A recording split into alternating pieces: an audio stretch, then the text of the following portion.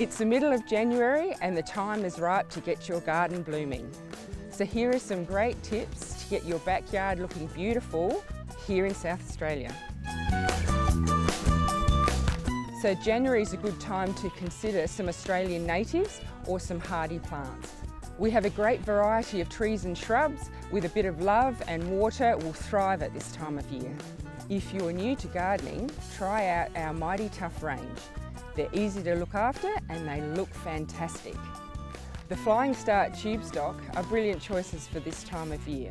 They're super hardy, they come in a lot of varieties including acacias, red hot pokers and daisies. You could even save yourself some money by growing your own food. Why don't you check out our edible range? There's heaps of herbs to choose from and you can add a bit of spice to your life with these chili varieties. And nothing tastes better than fresh fruit straight from your garden. How about some beautiful passion fruit?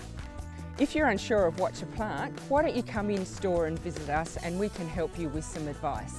And don't forget about our perfect plant promise. All our plants, except for seedlings, are guaranteed for 12 months. If you're not 100% happy, return your plant and your receipt and we will refund you. If you've already got fruit and veggies growing, you might want to have a look and see what's ready to pick. Stone fruit should just be about ripe, so you want to get in before the birds get them.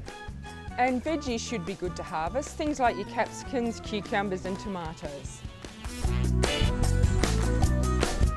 To maintain your garden and keep it looking good in January, a good tip is to go out first thing in the morning and give it a really good drink to get that soil nice and hydrated.